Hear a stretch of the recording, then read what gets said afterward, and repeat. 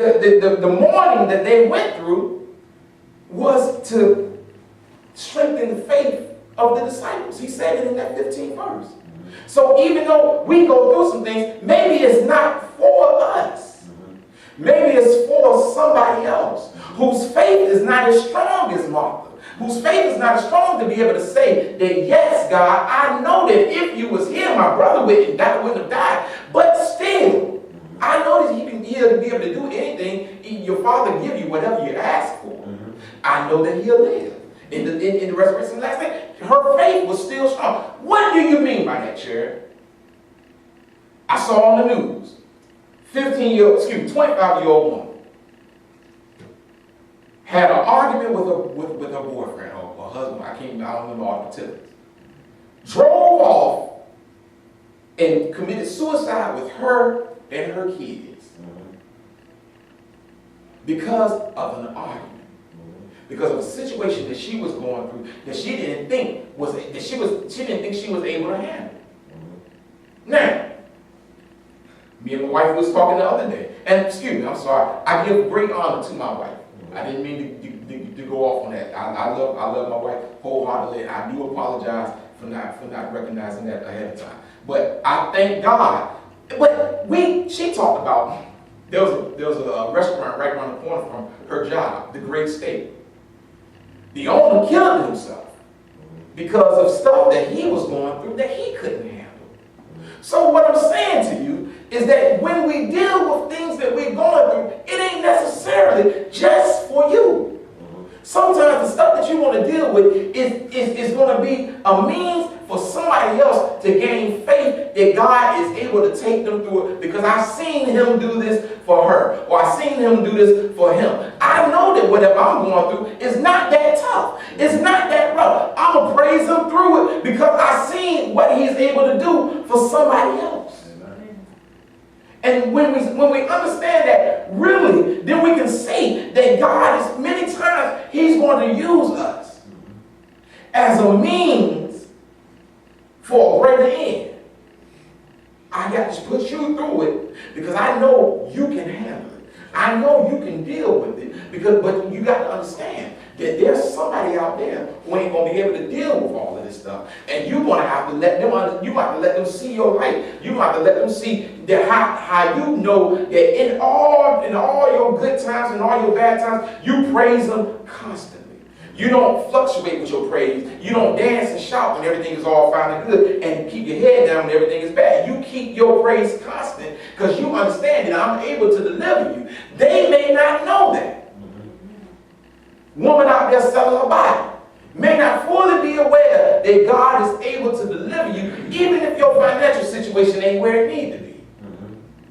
A man out there dealing drugs may not fully know that God is able to deliver you through that. You don't have to do all of that. Or somebody who's just dealing and the weight of the world is just too hard for them. And they really get to that point where they take their life over an argument, over some money, over a loss of a loved one, over a loss of a job, loss of a house. These different things, because they don't know that God can deliver them. But when they see that he's able to take all of us through it, worse situations or the same situation, they are able to get faith through our circumstances. God is truly a good God. But what we also need to understand is that there is comfort in knowing where our help lies. In the 27th through the 32nd verse, when she said unto him, 22nd through the 32nd verse in the book of John, she said unto him, Yea, Lord, I believe that thou art the Christ, the Son of the living God, which shall come into this world. And when she had so said, she went her way and called Mary, her sister, secretly, saying, The Master is come, and he calleth for thee. And as soon as she heard that, she arose quickly and came to him. Now Jesus was not yet come at the time. He wasn't even in Bethany yet. He was where Martha met him at. And the Jews which was with her in the house and comforted her, when they saw Mary, that she rose up hastily and went out, followed her, saying, She go up into the grave to weep there. Then when Mary was come where Jesus was, she saw him, and she fell down at his feet, saying to him, Lord, if thou hadst been here, my brother would not die. She saw him and fell at his feet because there was comfort therefore in the situation that she was going through. If you hadn't been here, Lord, my brother would have died. But I thank you for being here. I thank you for coming when you came. I thank you. I love you, Lord. And I fall down at your feet and I worship you. And I tell you, Lord Jesus, still, I believe that you can. But where were you? And that's how we get sometimes. That we know full well that he can deliver us. We know that he can make a way for us. But we want to question and say, why? Why? Why? My wife won't act right. My husband won't act right. My kids won't act right. My boss won't act right. Why do you put me through all of this stuff? And really what it comes down to is that what you got to really understand is that it ain't always about you. Sometimes it's going to be about you. Sometimes he wants to get you stronger. He wants to strengthen your faith by putting you through these different situations where you've got to understand and believe in him and trust in full knowledge that he's able to deliver you. But other times, it's not just about that. It's not just about that. We got to understand that. He's going to bring us through. He's going to take us through things because he has a greater purpose for it. He's looking at the end game. He's thinking about that. We got to believe that. But we got to understand when we see where our comfort lies, there's hope in it. When we know where our comfort lies, there's a great peace there.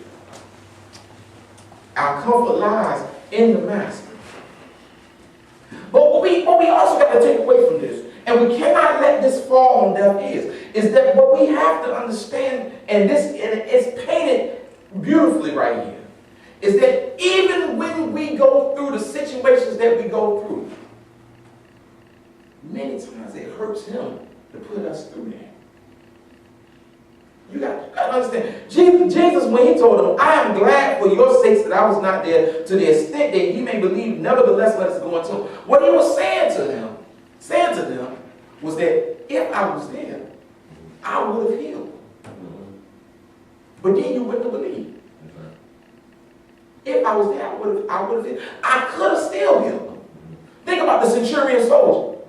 He saw Jesus. Asked Jesus to come here and say, Jesus, he was asking Jesus to heal his servant. And Jesus said, this day I come to your house. He said, no, you don't need, I'm not that good. You just speak the word and my servant will be healed.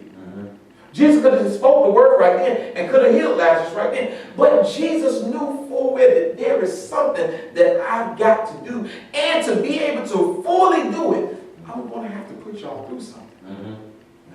I'm going to have to put you through something. And let the truth be known, it's going to hurt me a little bit too. I used to hear my dad would say some mess like this. This beating's going to hurt me more than it hurt you. I'm like, man, are you serious? I said, well, let me beat you. If that's the lesson we're going to get out, turn around, let me beat you. I'm trying to figure out, well, what do you mean by that? It's going to hurt me more than it hurt you. Think about it. I know that I have all power in my hands to heal this man by just speaking the word. Martha even said that whatever you ask, it'll be done. Somebody else even was able to realize that. But what's going on right now is I've got to let my boy die to show some people something, to increase the faith of my disciples. Right. To show something to these Jews who came from Jerusalem, because it was only 15 furlongs to Bethany. They came to Jerusalem to see what's going on, to comfort the family, to show something to them, and to put the wheels in motion for his death. Because they speak about it in the latter part of this chapter, how Caiaphas and the Sanhedrin council, they started to say, well, what are we going to do now about this man? Because they find out and they see all these miracles that they're doing. He's going to rile these people up, so we got to handle him. He saw that I've got to do all, and I got to put y'all through it. So how do we know that it hurt him? A simple verse. 32nd verse. Excuse me. The 35th verse. Jesus wept. If it didn't hurt him to see his boy like that, why would he weep? Why would he weep? If it didn't hurt him to see the people that he loved mourning, why would he weep? Many times you might go to a funeral, you don't know nobody at the funeral. But if it's your mama's or your daddy's best friend, and you see your mom and your daddy over there crying and whatnot, it'll mess you up a little bit. He wept because he cared. He wept because he loved the people. He wept because he knew full well that I didn't have to let y'all go through this, but I had to get a point across, to let the folks be able to see that I am the Son of the living God, to let them be able to know that I have all power in the palm of my hand. I got to put you through this. Mary and Martha kept on saying, why, Lord? If you'd been here, my brother wouldn't have died. But he said to them, I had to put y'all through this. I apologize. But I had to put y'all through this. I know that it hurts you, but I got to put you through this. I know that you may not fully understand, but I've got to put you through this because I have a plan that you may not be able to see right now because you're looking at it from a short-minded standpoint. But I'm looking at it with a long-term sense. I've got something that I'm working out right here that y'all may not be able to fully grasp at this time. But I need you to trust me. I need you to believe that I can do it. I need you to keep your faith that my plan, even though it's not like your plan, that my plan is a perfect plan. It's a perfect plan that's going to bring everything together. At the end, maybe you can't see it right now. It ain't for you to see right now. All it's for you to do is believe. Why? Why, Lord? That's what they was asking. Why? Why? Keep in mind, think about how they were feeling. Initially, there was a pain there. There was a hurt there. There may even been a sense of initial disappointment. But it was trumped by faith. I know that maybe when you said that this sickness is not unto death, maybe I'm really feeling where you were going with that at that time. Because he died. But I say, still, Lord, I trust you. And I believe you enough to know that you're not going to steer me wrong. You're not going to leave me alone. You're not going to let any hurt, harm, or danger come into me.